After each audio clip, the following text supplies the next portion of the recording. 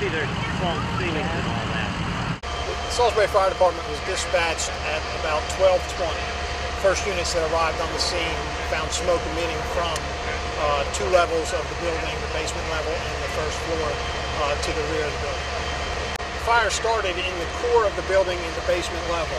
The fire burns up and then it burns out. So it burned up to the ceiling level and burned horizontally, and then burned through the floor and then horizontally across the ceiling of the first floor. I'm a friend of Brent Lyerly. Sad for me to see his business go up in flames. As far as I know, the business itself has been around since 60 years ago. It's a true tragedy for Salisbury. I was driving down the road and I was taking my cousin Sabrina home, and when we were on our way, I turned on the music and I was like, "Sabrina, do you see that cloud of smoke?" And she was like, "Where?" And I pointed in the sky with sent my friends out and my best wishes for their family. Yeah. My grandpa thought it was a house and it's a guy with a train. There are no injuries to firefighters or civilians at this fire, I'm pleased to say. How many people were inside the building at the time? I don't have that information. So you guys didn't have to get anyone out though? That's correct. They self-evacuated. I know it's an unusual circumstance. Were you able to even try to get the bodies that they were preparing?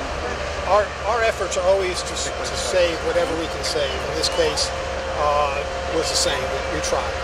A commercial building of this type or of any type is an extremely difficult fire to fight because of the number of rooms and size of the building. Firefighters did a heck of a job to do the best they could for the first 15 minutes, getting into the seat of the fire and extinguishing what they could.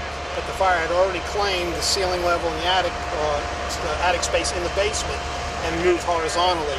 So after 15 minutes of firefight, and for the safety of the firefighters, we pulled them out in a defensive mode to regroup. There was a tremendous amount of smoke emitting from this building, and we couldn't see the building, or the guys on the inside couldn't see where they were going or tell where they were. So for their safety, we pulled out and went to a defensive mode, which means we try to extinguish it from the outside through normal wall openings and door openings. 2 of the first 3 arriving units established a water supply and had plenty of water and plenty of pressure for their operation. As the fire grew, the need for water grew, we'd stay ahead of that, so we established 2 more water supplies above our first 2 to make sure we had enough should this get away from us. But we did not experience a significant water problem.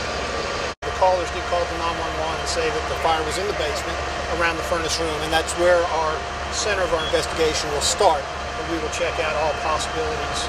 So I don't have a cause for you now, and won't have one for you today or in the near future. It will take some time.